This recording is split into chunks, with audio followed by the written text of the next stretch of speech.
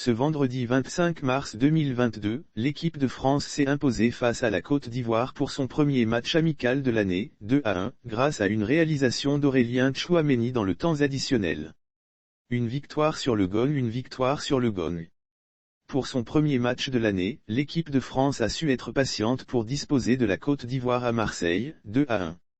Surpris par l'ouverture du score de Pépé, les hommes de Didier Deschamps ont réagi dans la foulée grâce au 47e but d'Olivier Giroud sous le maillot bleu, avant de l'emporter dans les ultimes secondes sur un coup de casque d'Aurélien Tchouaméni. Les Bleus enchaînent une 6e victoire de rang avant de défier l'Afrique du Sud à Lille, mardi prochain, pour le deuxième amical de ce rassemblement.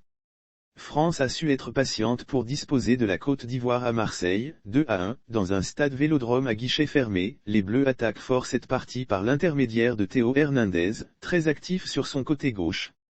Le Milanais voit la première frappe du match fuir le cadre, avant de subir la loi de Nicolas Pepe sur l'ouverture du score de la Côte d'Ivoire. Bien servi par Ibrahim Sangaré, le joueur d'Arsenal enrhume les frères Hernandez avant de glisser le ballon dans un trou de souris au premier poteau. Lire aussi qu'en 2021 jour de match, avant la rencontre Côte d'Ivoire-Guinée équatoriale, l'adrénaline monte au sein des supporters, le stade réchauffé, un coup de froid qui ne gèle pas l'enceinte marseillaise, vite réchauffé par le 47e but en équipe de France d'Olivier Giroud, buteur de la tête sur un centre de Théo Hernandez. Sa première réalisation depuis son doublé face à la Bulgarie, en préparation de l'Euro 2020. Il permet aux Bleus de marquer dans un 19e match d'affilée, nouvelle plus longue série de son histoire.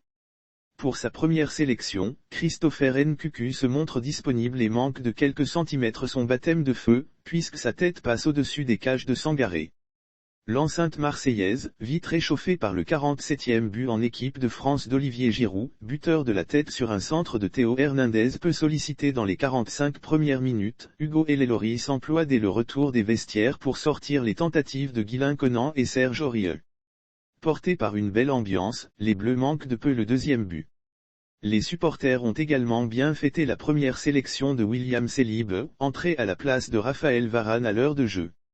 Un honneur dont a eu droit Jonathan Klaus pour les 6 dernières minutes de la rencontre.